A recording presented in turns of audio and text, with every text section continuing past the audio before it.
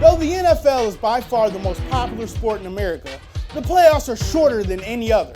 In the NBA, NHL, and MLB, you have to go through multiple playoff series before you can be crowned a champion. The idea of one and done in the NFL is cool, but playoff series are where it's at. I'm DeQwan Young, and today we take a look at the 10 greatest playoff series of all time. And a big shout out to Nelson Hernandez for suggesting this video. Number 10, the Cleveland Cavaliers and Golden State Warriors, 2016. What can we say that hasn't already been said? The Warriors were the defending NBA champions and set a record with 73 regular season wins.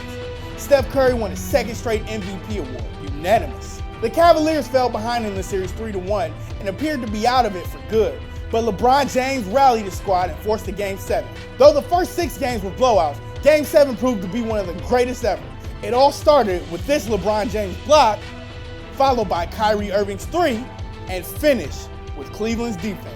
One dribble, steps back, puts up a 3, won't go, rebound tip taken by Spades, final second. And the city of losers once again became the city of champions. Number 9, the Dallas Mavericks and San Antonio Spurs, 2006. The San Antonio Spurs won 63 games in the 2005-06 season, locking up the first seed and appearing to be in prime position to defend their championship.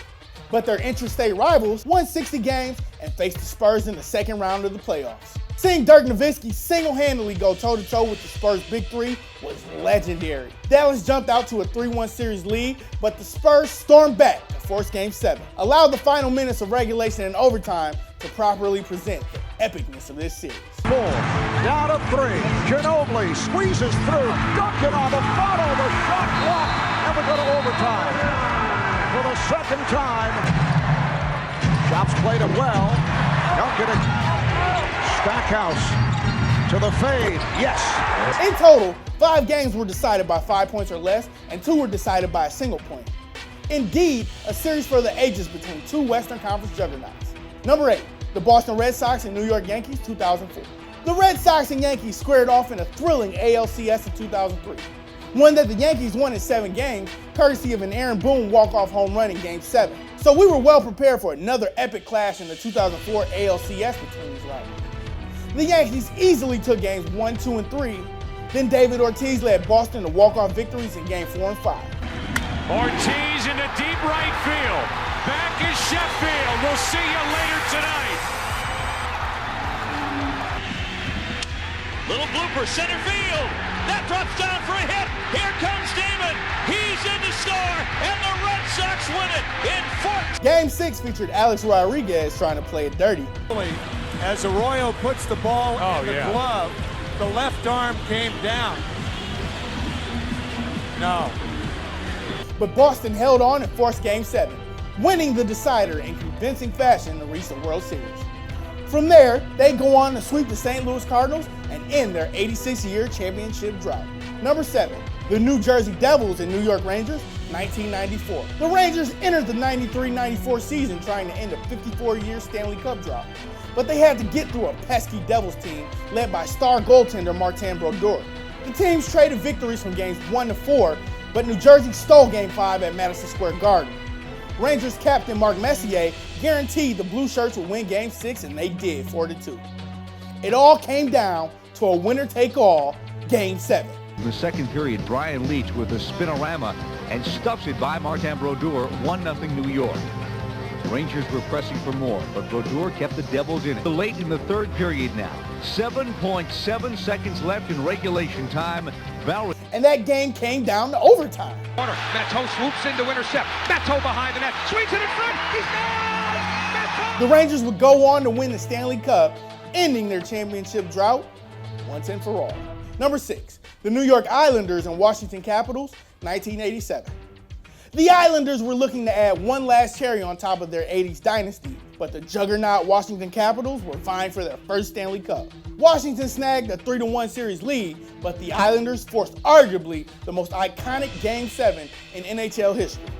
Known as the Easter Epic, the Islanders and Capitals went into 4 overtime periods to determine the series winner.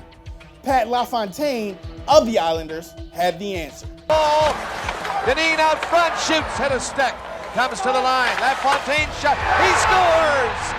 LaFontaine at the blue line. The Islanders won this amazing 7-game series, though their bid for a 5th Stanley Cup would fall short. Number 5, the Cleveland Indians and Chicago Cubs, 2016. It was the Cleveland Indians' 68-year World Series drought versus the Chicago Cubs' 108-year World Series drought. Something had to give. The first 4 games were quite lackluster, unless a Yawnfester 1-0 win for Cleveland in Game 3 excited you. The Cubs would win Game 5, 3-2, and in Game 6, they mopped Cleveland 9-3 to force a Game 7 for the ages. That's in the air to center. Back at the wall. It is gone! To the first baseman, Napoli. High and Lester. Lindor bounces in. It hits Ross. A run scores. Here comes Kipnis. He's safe. Drive into left.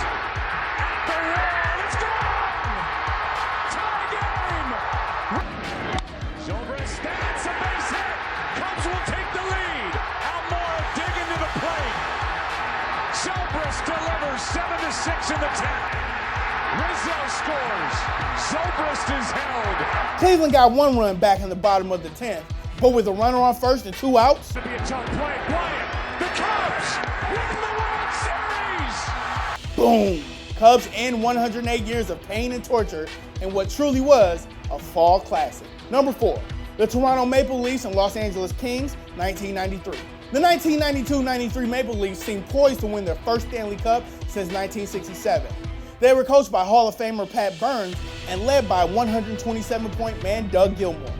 The Leafs faced the Wayne Gretzky-led Los Angeles Kings in the Clarence Campbell Conference Final. Whew, say that 5 times fast. With the series tied at 2 games apiece, Game 5 went into overtime. And Anderson are on it. Anderson skating up front. Here's his shot. That's blocked. Anderson scores! Anderson scores! Gets the rebound!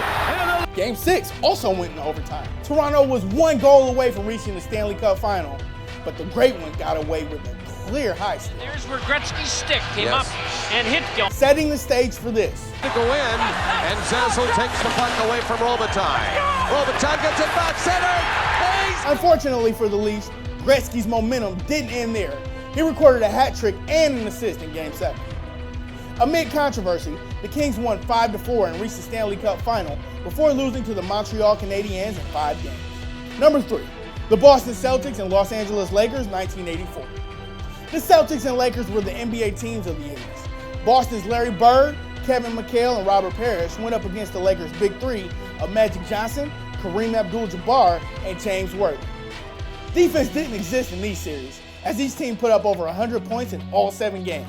They each went back and forth before forcing a Game 7. McGuire. Haynes from Bird. Period. Here's the sky hook. Come back. They're in the championship series for the 3rd year in a row. But Boston pulled away in the 4th quarter. Being right behind Kareem to make the steal. Maxwell going strong. Wide open. 26 seconds to go. They've got to go for 3-point plays and foul. And they prevailed 111-102 to win the NBA championship. Number 2, the Cincinnati Reds and Boston Red Sox, 1975.